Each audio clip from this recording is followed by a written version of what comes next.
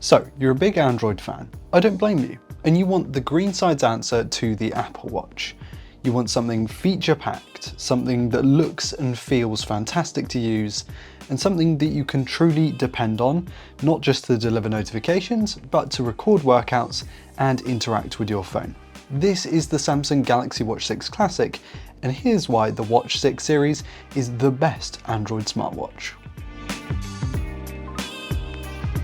It's been almost a year since Samsung unveiled its flagship Android timepiece, and in that time we've seen Google launch its answer to the Android smartwatch debate, the Pixel Watch 2, a device that has made considerable upgrades over its predecessor to achieve Apple Watch level performance, but also battery life. But as much as I quite enjoyed my time with the Pixel Watch 2, its software is really what let it down, and in fitness tracking it was basically just some Fitbit apps slapped on top of a pretty stock and boring looking OS.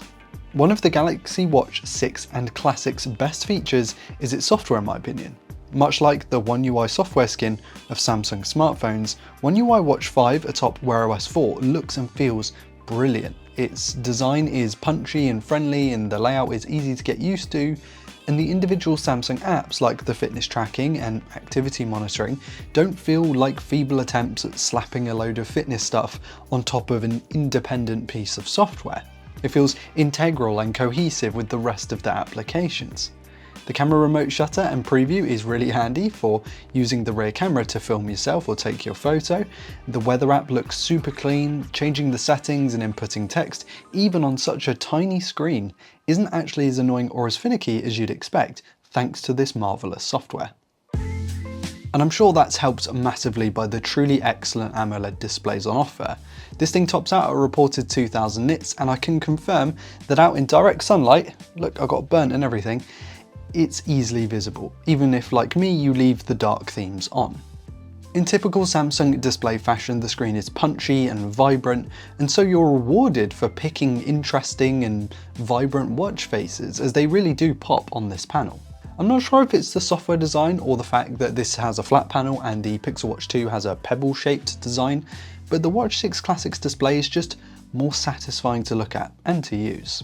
As I said in my Pixel Watch 2 review, 2GB of RAM is absolutely crucial for Wear OS to have a chance of running properly smoothly, and thankfully it's present and correct with the Watch 6 series, alongside the W930 chip, and I am really happy to see that performance is just not an issue with this timepiece. Apps open quickly and multitasking is very smooth too for a watch, and I didn't ever feel held back by the watch's performance, which is an issue that I've had with so many cheaper watches. I'm just glad that this thing feels super fast. The cheaper, lesser spec'd options are what have really given Android and its watches the kind of cheap and nasty image that many of the US specifically seem to attribute to it. When you buy something proper like this, you get a taste of the great performance and all-day battery life that Apple Watch users have been gloating about for God knows how long now.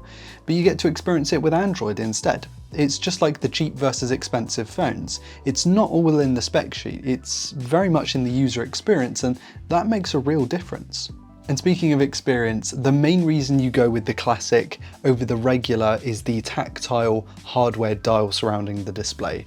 It's so satisfying, so clicky, I find myself just twisting it for no reason whatsoever.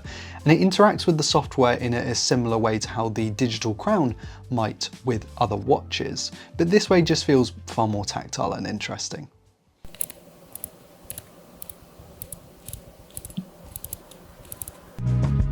With this stainless steel casing, also getting IP68 water and dust resistance and the 5 ARM underwater resistance, as you'd expect from a high-end watch like this, it basically means that you can swim and dive in up to 50 meters of depth for up to 10 minutes with the Watch 6 and 6 Classic. Now, as someone petrified of water that deep, I'll never utilize that feature, but it is handy to have if you want to go for a swim. And it means that should you forget to take your watch off in the shower or get caught out in a rainstorm, your watch isn't going to fall apart or start to fail. And since the screen has a sapphire crystal glass coating too, you shouldn't need to worry about the thing easily scratching either. I haven't had a single scratch, and I'm fairly careless with my watches at the best of times. As a Garmin Fenix wearer, battery life is so important to me, and this thing can get like 2.5 days on a charge. That includes having the always on display on, which is brilliant. It means that it's significantly better on a battery than the Pixel Watch 2, which makes this just such a good complete package. It takes a little while to charge, but I'm not so worried about that because this thing lasting 2.5 days means I only have to charge it 2-3 times a week. And it's going to last even longer if you don't record loads of fitness activities, you leave always on display off, and you turn the brightness down on the screen.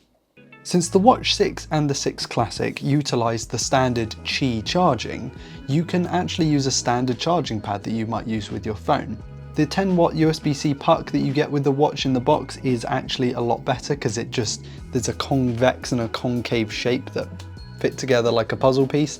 It just works much better than a standard Qi pad. But let's say you forget your watch charger and you're out on holiday but you have your Qi pad with you, you can use it in a pinch. Speaking of fitting together, this is the 43mm smaller model in black with the default band on it. And even though I have absolutely tiny wrists, there are still 3 more holes to secure before this thing maxes out. So I would say if you have really small wrists, go for the smaller option. I have had the bigger one and I actually swapped that with my colleague Cam, and I found that that one did fit too, but it just looked kind of huge on my wrist, and I had to use the smallest hole with the bigger 47mm watch face on it. So your mileage may vary, but I would say that Cam, who has larger wrists than me, is struggling or did struggle with the really small one. So it is going to matter. You are going to want to measure up and make sure you get the right size model because it does actually make a difference. Fitness tracking on smartwatches is like the camera setup on a smartphone, the headline feature. I'm a big Garmin fan and I wear a Fenix 7 daily, so switching to the Samsung, I was expecting a slight downgrade in the level of data captured and the GPS accuracy, for example, which is exactly what I got. So if you're a bit of an athlete, I would recommend opting for a specific sports watch, but my Fenix doesn't do a lot of what this thing can do on a smart level, so I'm happy to make that compromise. The Watch 6 Classic took a bit of time to lock onto GPS, but when it did hold it quite well. I recorded running, walking, weights activities, but there are heaps of options to choose from, and add to the list if you want to make your own exercise. Most of these I will never touch in a lifetime, but at least gives you the option if you want to. And then moving over to the phone end of things, looking back at workouts and checking data is really easy and intuitive, even if the Watch 6 series doesn't capture nearly as much data as my Garmin. For anyone other than a serious athlete though, I feel like this is more than enough information. It'll even calculate your VO2 max if you want it to. Though I don't have much of a measure of how accurate it is, all I do know is that it's 2.5 ticks higher on the Watch 6 compared to my Garmin's report, so your mileage may certainly vary. You can also connect your Samsung account to Strava so that when you finish a workout it automatically uploads to the Strava website as well, which is very handy. Connectivity to the phone was pretty solid and I never really ran into any can't find device messages unless I literally went out of the house without my phone deliberately, and the reconnection time was completely seamless too. It basically found my phone before I could recognise it was trying to connect. I did notice that the phone's battery life took a substantial hit when the Watch 6 Classic was connected, but this is to be expected with pretty much any smart device that you add via Bluetooth. It is going to drain the battery a lot quicker. The Galaxy Watch 6 and 6 Classic, well, they aren't cheap, are they? Especially the latter, which will now set you back about $400. But neither is the Apple Watch, and my Garmin Fenix was another league more expensive. But you know what? This is the price for top shelf, top tier hardware. If you want a watch that delivers great battery life, top shelf performance, and a truly brilliant display too, the Galaxy Watch 6 series is my absolute recommendation for a team green timepiece. Let me know what you think of the Watch 6 series in the comments. I'm a big sucker for a nice watch, and this is definitely one of those. It's the default Android smartwatch in my opinion. Hit like if you enjoyed today's content and subscribe if you're new around here to never miss another upload. I've been Ryan Thomas with Android Police, and I'll catch you later. Cheers.